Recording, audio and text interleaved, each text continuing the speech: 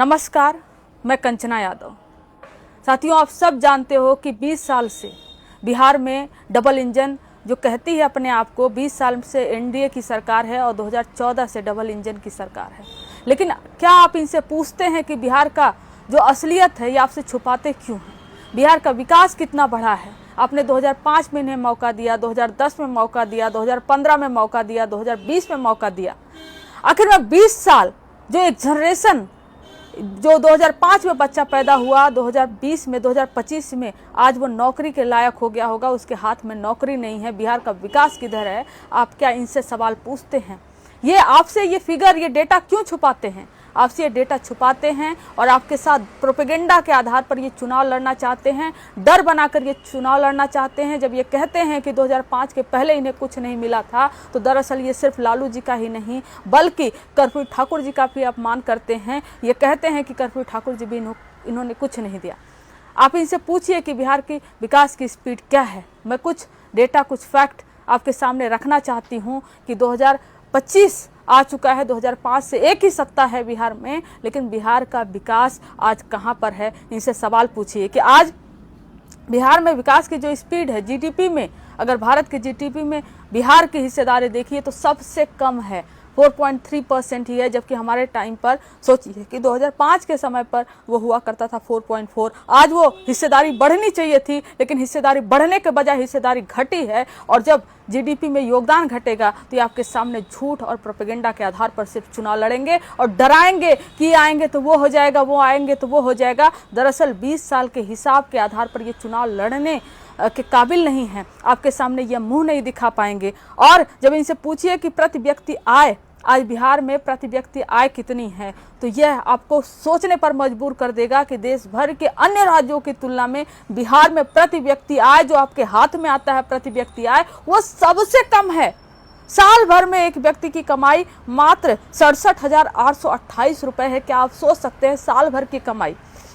और 50,000 के ऊपर कमाने वाले मात्र 4% बिहार के लोग हैं।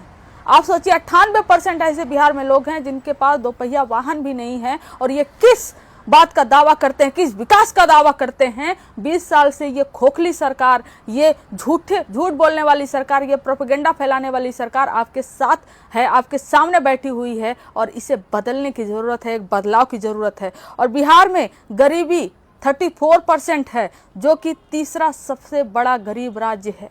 आप सोचिए कि अगर सत्ता परिवर्तन नहीं करेंगे, ये लोग, इनको लगता है कि आपके हाथ में 10,000 रुपए देकर, आपके हाथ में 1,000 रुपए देकर ये 5 साल की सरकार आपसे बनवा लेंगे। और 5 साल आपको कुछ नहीं देंगे, ना हेल्थ में आपको कुछ देंगे, ना इंफ्रास्ट्रक्चर में कुछ देंगे, ना अच्छे स्कूल देंगे, ना विश्वविद्यालय देंगे, ये ना आरक्षण को बढ़ाएंगे। यह सिर्फ और सिर्फ झूठ और प्रोपेगेंडा के आधार पर 20 साल से सत्ता में बैठे हैं। 20 साल से, 20 साल कोई कम नहीं होता है।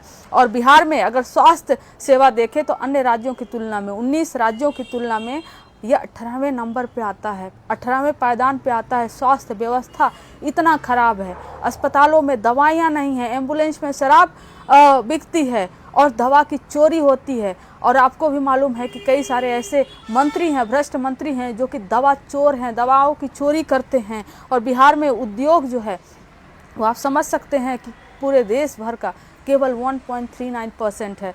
20 साल से इन्होंने कौन से कारखाने बिहार को दिए? बल्कि हकीकत यह है कि 20 साल में कारखाने बढ़ने के बजाय कारखाने बिहार में कम होते गए। और बिहार में जो बेरोजगारी है वह सबसे ज़्यादा है। राष्ट्रीय औसत जो बेरोजगारी है उससे बहुत ज़्यादा बेरोजगारी बिहार में है। आप इनसे पूछिए कि आखिर में 20 साल में आपने क्या किया? किसी भी सत्ता को काम करने के लिए, काया पलट कर देने के लिए बस 5 साल ही काफ़ी होता है। लेकिन एक मुख्यमंत्री 20 साल से सत्ता में बैठे रहे। एनडीए की सरकार, बीजेपी और जदयू की सरकार आपसे 20 साल मौका लेकर कोई काम नहीं की। और तेजस्वी जी कहते हैं कि हमें 20 साल नहीं, हमें बस 20 महीना देकर दिखाइए और बिहार में हम ज़बरदस्त काम करेंगे। और इसीलिए मैं आपसे कह रही हूँ कि 10,000 के चक्कर में या 1,000 के चक्कर में या मोदी जी के झूठे वादों के चक्कर में, जुमलों के चक्कर में, नीतीश जी के 20 साल का ट्रैक आंख देखकर आप लोग यह समझिए कि क्यों सत्ता परिवर्तन बिहार में बहुत ज़्यादा ज़रूरी है। जब तक सत्ता परिवर्तन नहीं होगा, बिहार की विकास नहीं होगा, अच्छे रोजगार नहीं मिलेंगे, अच्छे यूनिवर्सिटीज़ नहीं खुलेंगी, बेहतर इंफ्रास्ट्रक्चर नहीं होगा, अच्छे अस्पताल नहीं बनेंगे। और यह सब तभी होगा, अच्छे अस्पताल बनेंगे, बेहतर विश्वविद्यालय बनेंगे, बेहतर इंफ्रास्ट्रक्चर बनेगा, आप सबको बढ़िया नौकरी मिलेगी, इंफ्रास्ट्रक्चर जो आईटी